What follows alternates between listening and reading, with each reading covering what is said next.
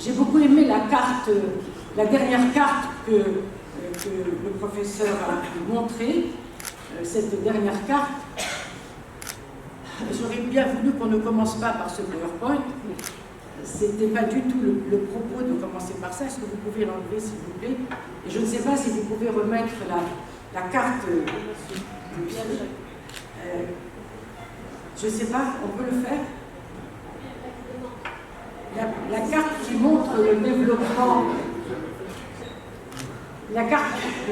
Je suis quelqu'un qui perturbe, n'est-ce pas? Alors, la carte qui montre, qui démontre le monde développé en termes de savoir et le monde sous-développé en termes de savoir au pluriel.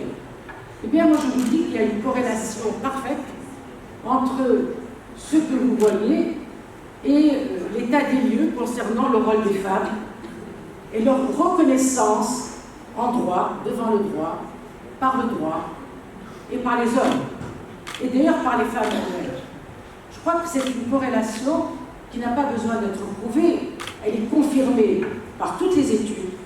Et le degré de développement d'un pays, le PIB, tout simplement, tout durement, et la position des femmes, leur leadership, le mode de gouvernance, participatif ou pas, correspond exactement à l'état des lieux.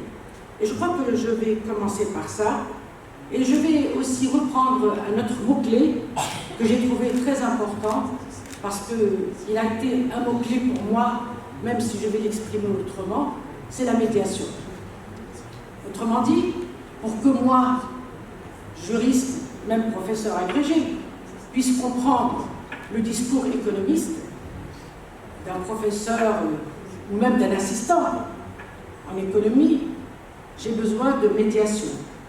J'ai besoin d'accéder et j'ai besoin que ce soit compréhensible pour moi.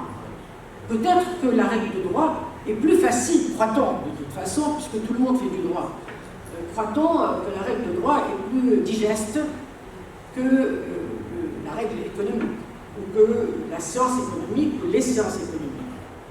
Pour en avoir fait un tout petit peu, parce que je suis d'une génération où on était dans une même faculté de droit et de sciences économiques, je sais qu'il faut beaucoup plus d'expertise pour se prétendre comprendre l'économie. Mais je crois qu'on a besoin de passeurs, et on a besoin de passerelles aussi, et je pense que c'est très très important que vous ayez parlé de médiation. Alors moi je vais faire mon introduction, mon petit mot, en deux parties. Une première partie qui est une introduction, et puis une deuxième partie où je vais justement présenter les cas que nous avons utilisés au Centre de recherche et de formation pour les femmes arabes, qui est un centre régional, une ONG internationale qui est localisée en Tunisie, qui a son siège en Tunisie, et qui travaille non seulement sur les 22 pays arabes, mais de plus en plus en Afrique francophone, en attendant de passer vers l'Afrique anglophone, qui est bien plus développée d'ailleurs en termes d'études féministes que l'Afrique francophone, y compris l'Afrique du Nord. Alors cette introduction, pourquoi je tiens à la faire?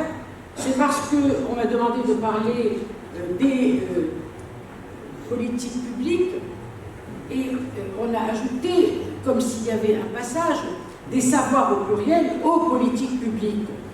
Moi je veux bien, à condition de construire le savoir et que le savoir soit la base des politiques publiques. Mais parfois les politiques publiques, c'est pas un duo qui va tout le temps de soi et parfois il est un petit peu, pas en osmose, mais en conflit.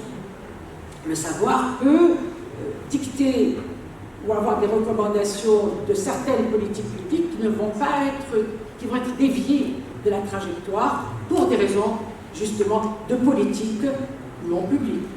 Donc je pense que entre les savoirs et les politiques publiques, pour que les savoirs passent aux politiques publiques, j'aimerais parler d'un autre mot-clé qui est une médiation ensuite, en plus, c'est l'advocatie, c'est-à-dire le plaidoyer.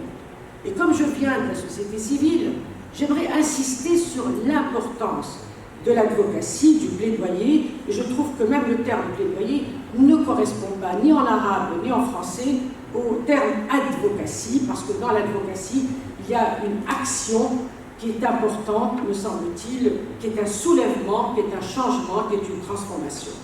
L'advocatie est pour moi le lien essentiel entre les savoirs et les politiques publiques, et particulièrement, je ne dis pas exclusivement, concernant les politiques publiques relatives aux femmes, puisque c'est de ça qu'on m'a demandé de parler.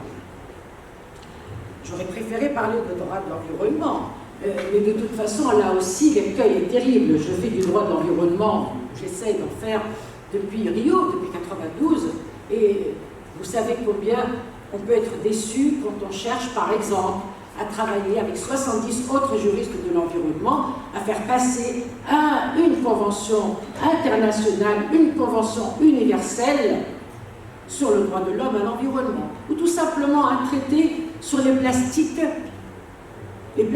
dans les océans. Ça fait 5 ans qu'on y travaille, on n'y arrive pas. Donc, je préfère encore parler des femmes parce qu'on croit arriver au niveau des pays, au moins, à réussir quelque chose, et je suis très contente qu'il y ait une population mixte aujourd'hui. C'est grâce à l'économie.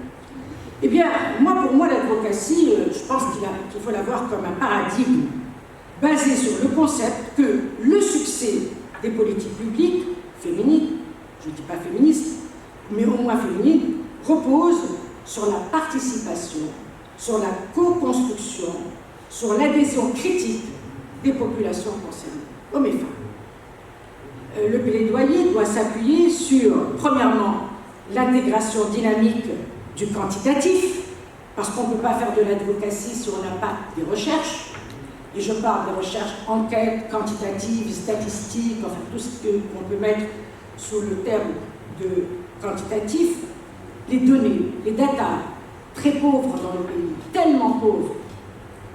Et puis, le qualitatif, c'est-à-dire les enquêtes qualitatives, tout ce qui correspond, tout ce qui reflète les savoirs traditionnels, les savoir-faire, la culture indigène, disait-on, qu'on va appeler aujourd'hui, autochtone, des ancêtres, du savoir-faire féminin, du savoir traditionnel, qui est tellement important et à partir duquel nous apprendrions tellement de choses, ne serait-ce que de comprendre que toutes ces femmes rurales qui représentent quand même plus de 70% des ouvrières ou de celles qui travaillent dans les champs et ailleurs d'ailleurs, ont besoin justement d'avoir un outillage, une technologie absolument obligatoire, mais frugale.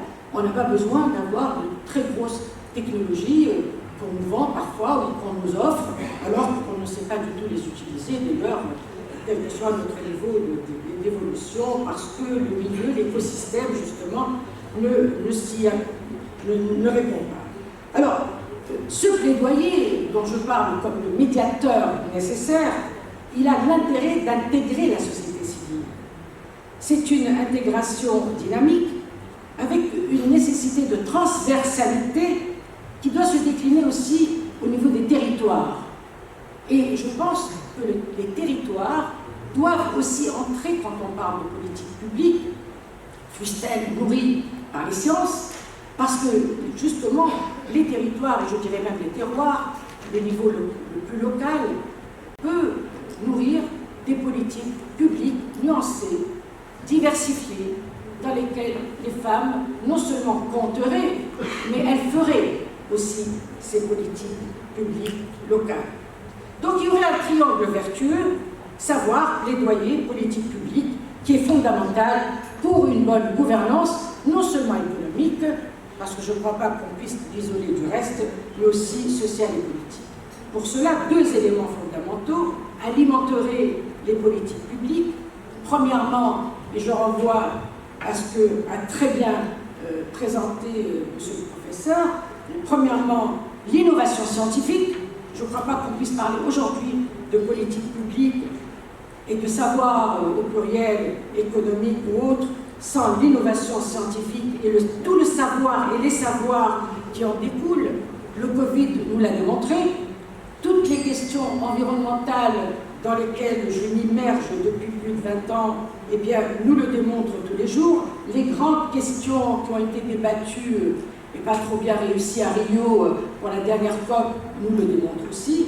Eh bien, il y a cette nécessité de l'innovation scientifique, et je ne parlerai pas de l'intelligence artificielle, mais il faut aussi ajouter un autre paramètre que les scientifiques oublient généralement, c'est le savoir-faire traditionnel dont je parlais tout à l'heure. Parce que le savoir-faire traditionnel est une ponctuation à la dureté de ces sciences et de cette innovation technologique et est aussi une médiation quand elle est bien utilisée. Donc ce sont deux éléments fondamentaux qui permettraient un souffle des pouvoirs pour les politiques publiques et de faire en sorte que ces politiques publiques soient aussi digérées par les personnes que ça concerne. Parce que les politiques publiques ne sont pas faites par les robots, elles sont faites pour les citoyens que nous sommes, n'est-ce pas, les citoyennes. Alors, moi, je veux aussi démontrer que le Cantar a travaillé. Et nous avons travaillé depuis au moins une vingtaine d'années en tant que think tank, en tant que soutien, en tant que contribution très modeste aux politiques publiques.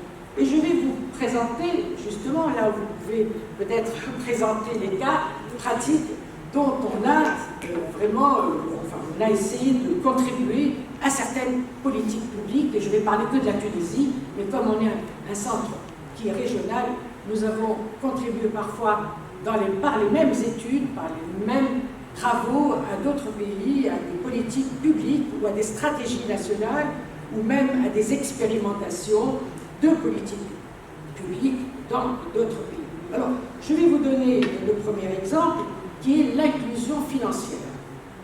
Alors, depuis 2015, nous y travaillons. D'ailleurs, nous avons commencé par un grant qui nous a été offert par la Banque mondiale au cours d'une visite que j'ai faite à Washington, et j'ai pu, je ne sais pas par quel miracle d'ailleurs, convaincre la vice-présidente de l'époque de la Banque mondiale qui nous a offert en 2010, 2011, c'était juste après la révolution tunisienne, et il faut dire que les vannes étaient assez ouvertes pour la Tunisie à cette époque-là, une expérience justement sur une composante de l'inclusion financière que nous considérons comme fondamentale, à savoir l'éducation financière.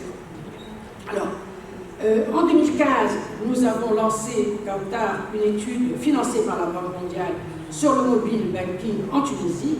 Cette étude, qui était pionnière en 2015, a été menée donc avec l'appui de la Banque mondiale et a servi de référence pour l'élaboration de la stratégie nationale de l'inclusion financière qui est pilotée par la Banque centrale de Tunisie. Voilà un exemple où nous avons contribué, comme quoi on peut contribuer même quand on est un centre sans grand économiste pour des politiques publiques. En 2017, nous avons fait un diagnostic sur l'inclusion financière et sur l'éducation financière avec une analyse approfondie sur les besoins des femmes et des jeunes, et particulièrement des femmes rurales, et particulièrement sur leurs besoins en matière de services non financiers. Nous ne nous occupons pas de services financiers.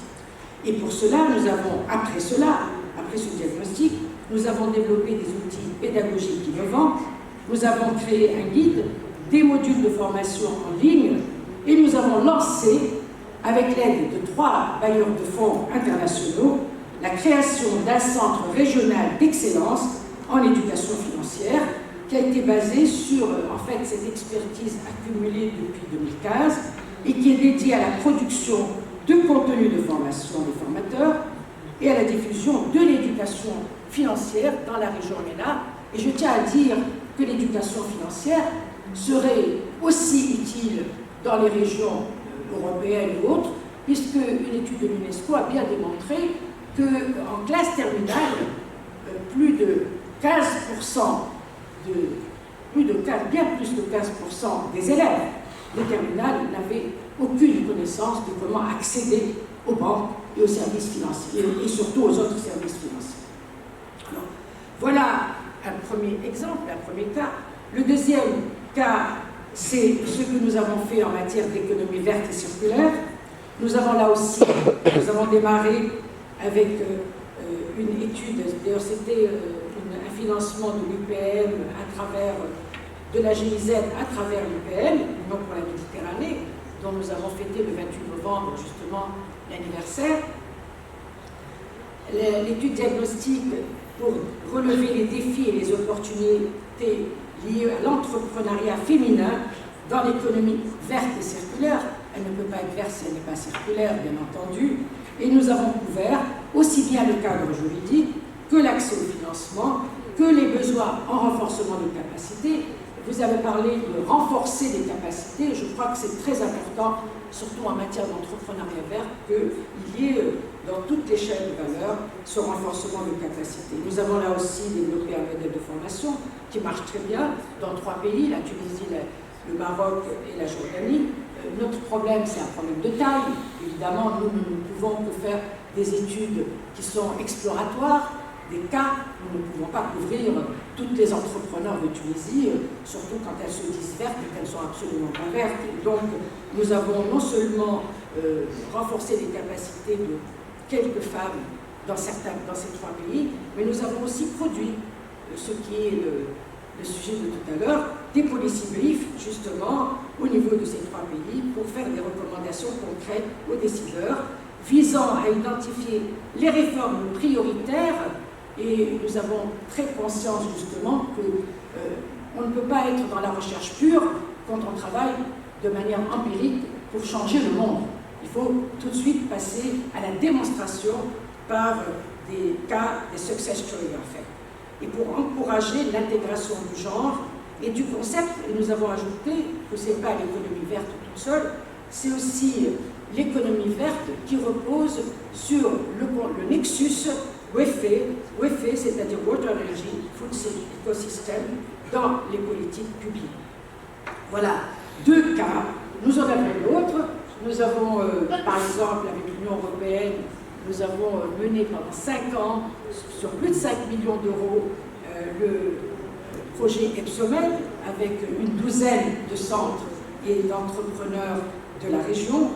Nous avons aussi lancé, nous sommes en train actuellement de travailler sur WEFE ForMed Knowledge, qui est en même temps un hub, une plateforme régionale de connaissances, créée pour collecter, organiser, partager et valoriser les informations, les outils, les recherches, les expériences pratiques qui sont liées à ce nexus WEFE, mais aussi on a essayé de mettre en place quelque chose de très difficile parce que même les bonnes pratiques ne sont pas visibles.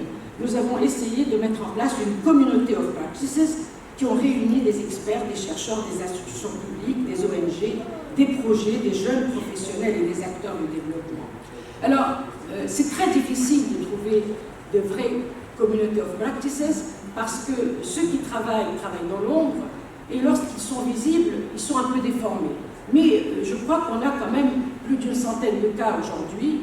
Il faudra passer à la loupe les vrais cas, des cas un peu poreux, mais je pense que c'est une dynamique qui est intéressante. Voilà quelques pratiques, je ne vais pas tout vous raconter, je pourrais remonter et avoir une 50aine de pratiques à démontrer que des centres de recherche, des think tanks, peuvent contribuer un tout petit peu, de manière modeste, aux politiques publiques, mais imaginez que nous ne sommes pas seuls, qu'il y ait des dizaines et des dizaines de centres de recherche comme le nôtre, ça pourrait influer s'ils travaillaient main dans les mains avec les universités, si les universités ne continuent pas à être ces tours d'ivoire dans lesquelles on se perd un peu. Donc ces cas pratiques démontrent que le plaidoyer, fondé sur des évidences scientifiques, est une dynamique incontournable pour contribuer aux politiques publiques et pour développer surtout de nouvelles, plus adaptées aux nouveaux besoins. Pour conclure, je voudrais m'arrêter sur un paramètre très important que j'ai dit en filigrane. Il faudrait, pour cela, et je termine avec la même conclusion que mon prédécesseur, pour cela, il y a à nécessiter une double expertise, un renforcement de capacités. Le premier, c'est celui des femmes, ou des groupes de femmes, mais leur capacité à oser s'exprimer et à savoir s'exprimer. Parce qu'on ne leur demande pas simplement de s'exprimer. Parfois, on leur dit que leur voix est trop forte, mais on leur demande aussi, non seulement il faut qu'elles s'expriment même forte, mais deuxièmement, il faut qu'elles apprennent à savoir accéder, à trouver les chemins qui leur permettent. Vous savez, pour qu'une femme comme moi puisse parler devant vous, on met 20 ans parfois pour oser parler. Vous ne vous rendez pas compte, mais moi je m'en rends compte.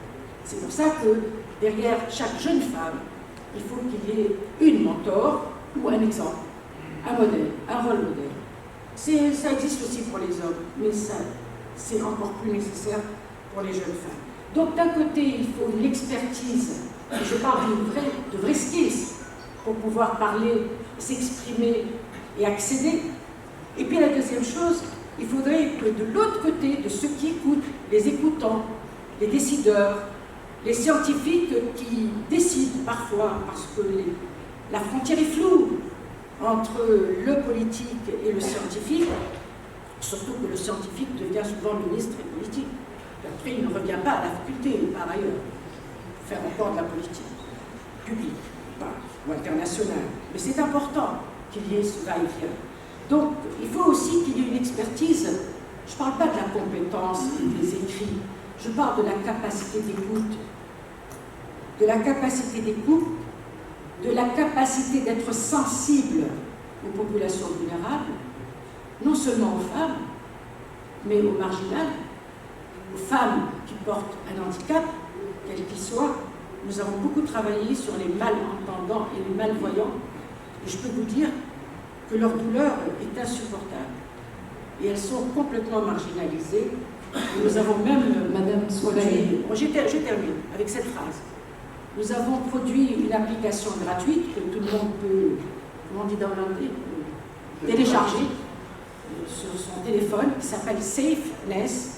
Safe, c'est safe, et Ness, c'est les gens. Et donc voilà, je termine avec cette application que j'aimerais bien avoir chez vous, pour vous aider, pour protéger et prévenir vos enfants et vos frères et sœurs des violences contre les femmes. Je vous remercie.